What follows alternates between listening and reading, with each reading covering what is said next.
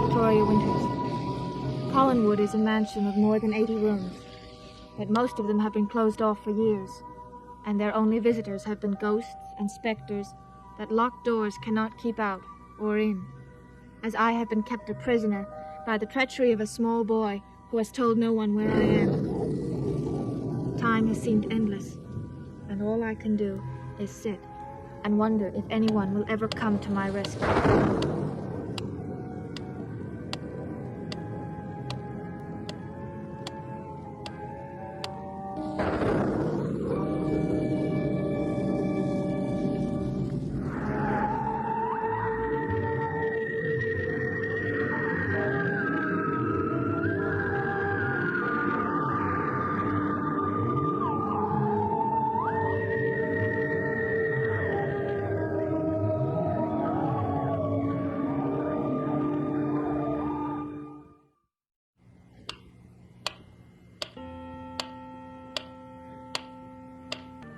Oh, Kitten! What kept you out so late on a night like this? Not fit for man or beast, but kittens love it. Your mother was worried. She was about to send a posse out to search for you. She never would have found me. Well, are you as clever at hiding as Vicky is? Vicky? What do you mean? Well, she wasn't here for dinner, and no one's seen her around anywhere. That's funny. I wonder where she could be. What about that artist friend? Do you think she might be visiting Evans's house? No, that's one place I'm positive she would not be tonight. Why is tonight so special? I believe Maggie Evans had other plans for this evening. Oh, you sound a little vehement. Why shouldn't I be? Unless I am very much mistaken, she's busy right now entertaining a certain person who used to be a friend of mine. Oh, and may one inquire as to the identity of this ex-friend? Joe Haskell. That's who.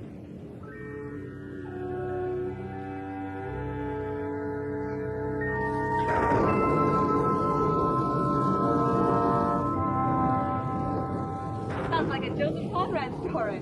How'd you get back, Joe? Well, we didn't. Not that night. See, they cut the engines off and we just drifted. Some of us sang songs. The old men told their favorite stories. Of course, everybody heard them 100 times, except me. Oh, I wish I'd been there. And then we all realized that the silence had sort of crept up on us. The sea was calm again. It was starting to get light. And so with the sun rising, of course, we got our bearings back and returned to port about 5 in the afternoon. It's been quite a night. What a great adventure. Hey, how about another cup of coffee? Oh, sounds great. You know, Joe, we do have one thing in common. Well, what's that? Boats. Oh, does a girl know about boats? If I even start to talk to Carol about them, she gets seasick. Well, try me. All right. Why is a boat always called a she? Joe, that's easy. Because we're so unpredictable. It's like hurricanes. You never know which way we're going to turn.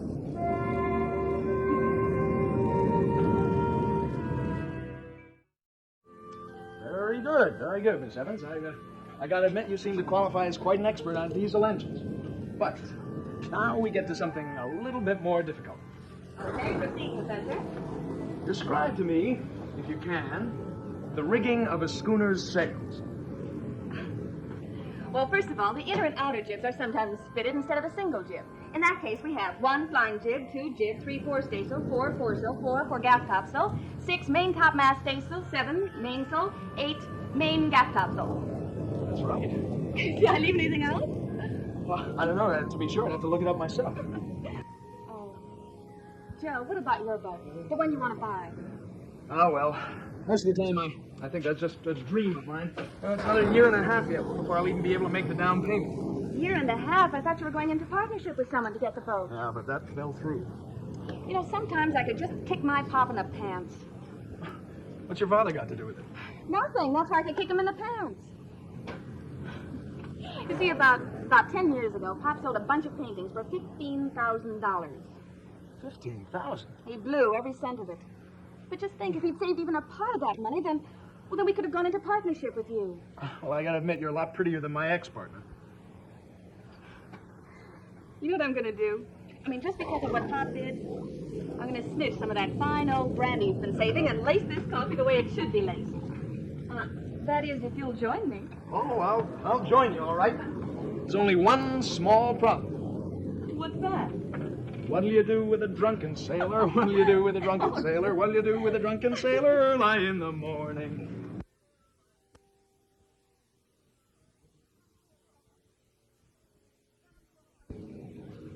You promise you won't tell Mother? Well, I promise with reservations. Because I was with Burke tonight. How did you run into Burke? Well, I went into the Blue Whale looking for a little excitement. And there he was, sitting and drinking with Sam Evans. Burke was with Sam Evans. Uh-huh. I couldn't have been more surprised. And I couldn't be more surprised at your learning that you were with Burke. You know how he hates us? I don't think he hates me. You say that you care for me, and yet you make every effort to be friendly with the very man who's sworn he's out to destroy me. Uncle Roger Burke was entirely different this evening. He was friendly with everybody, especially Sam Evans. I can imagine. Did you by any chance find out how they got so friendly? They just said that this was one night when no man had any enemies. Everybody was friends. What a shame that I wasn't invited to your little party. They were singing in memory of a good friend whose ghost was seeking vengeance. Bill Malloy. Did they elaborate on this theory of this ghost seeking vengeance? No. But Burke did ask me why Vicky shouldn't come along, and that's how I know he hasn't seen her. Yes, and that brings us back to the mystery of Miss Vicky Winters. What in the world do you suppose has happened to her? I haven't the faintest. It's odd, isn't it?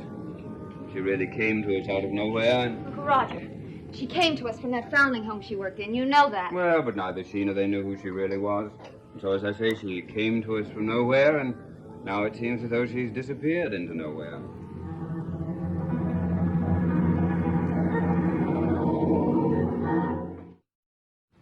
You don't mean that, Uncle Roger.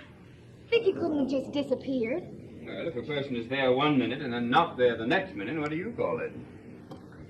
I know, but you yourself just said there had to be some logical explanation. And it's very true.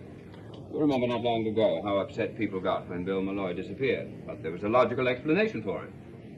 Yes, he was dead.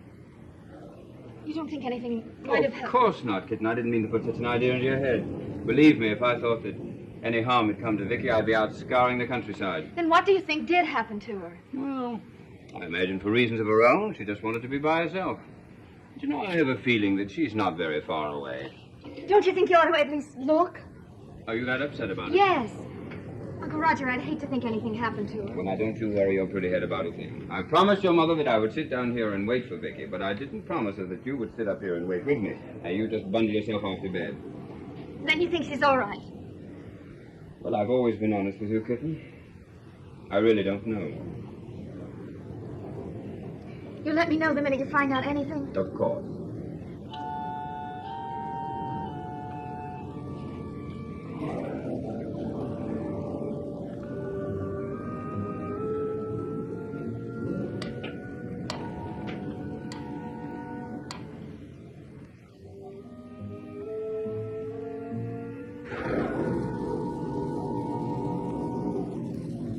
Wow. Where'd the time ever get to? I think someone went into that brandy bottle. Oh, listen, I gotta get home to hit the sun. Me too. Except that I'm already home. Well, listen, before I go, let me first prove that I still have some manners. Thank you, Miss Evans, for a very great dinner. Thank you, sir. Well, I do have to be getting home. I also ought to thank you for the education you've given me on the subject of the rigging of sailing vessels. my pleasure. No, I bet it was. But it was a great pleasure showing off all that knowledge to an ignorant lout like me. Oh, Joey, will you stop knocking yourself? You're not an ignorant lout, and you know it. Anybody who knows what he wants and goes after it isn't ignorant. It's us poor slobs that don't know what we want that are ignorant. Now who's knocking himself? Oh, I'm allowed 2 minutes of self-pity a day. Well, as I said, it is past my bedtime. Mine, too. Well, thanks again for everything. Maybe another night, huh? Oh, you bet. Good night, Joe. Good night, Maggie.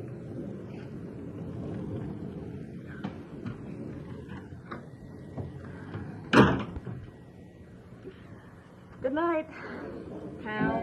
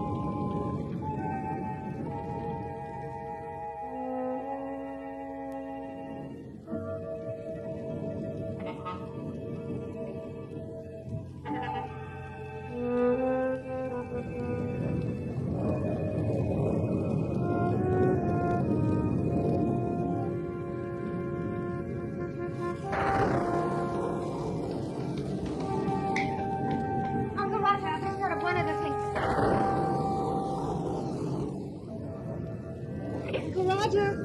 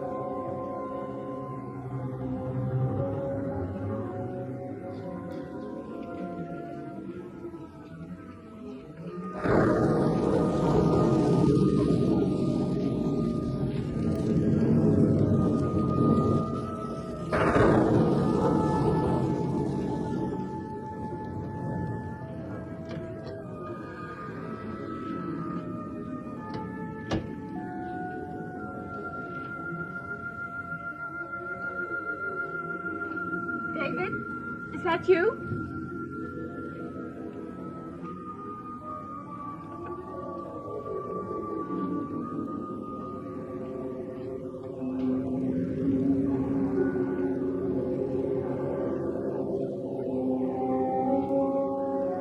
David?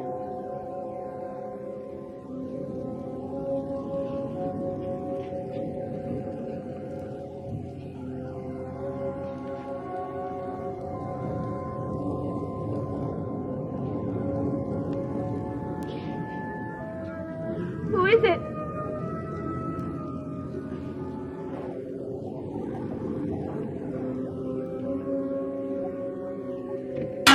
Who's out there?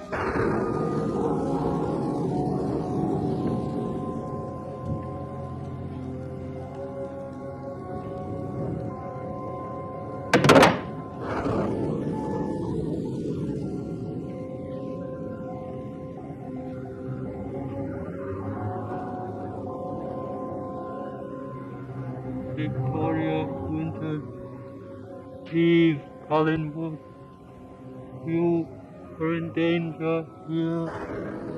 Go home. Go home. Who is it?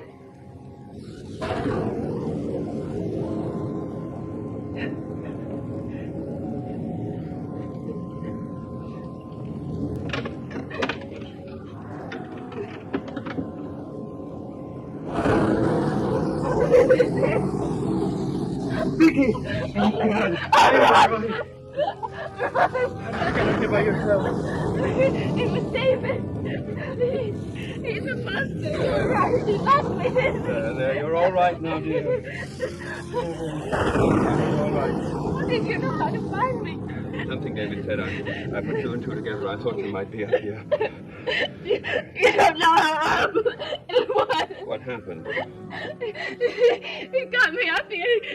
He admitted he started a pen, and it was in here. And then he left me alone, and he ran out, and he locked the door. There. Let's get out of here. We can talk about it later. Come Oh, on. he did it deliberately. He tried to kill you, and now he tried to kill Come me. on, dear. Let's get out of this dismal place. That's not all.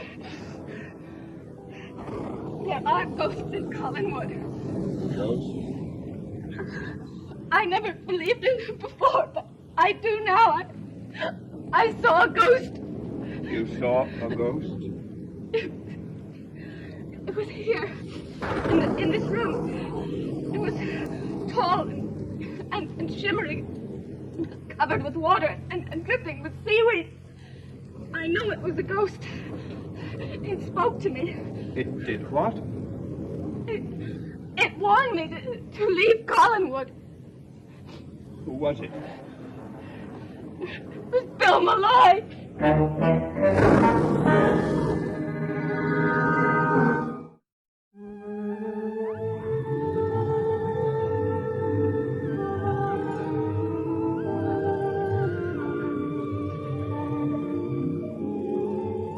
Tony Bennett stars in his first TV special, a one-man show with 60 minutes of songs as only Tony can sing them. Be watching tomorrow night at 10, 9 o'clock Central Time, in color on ABC.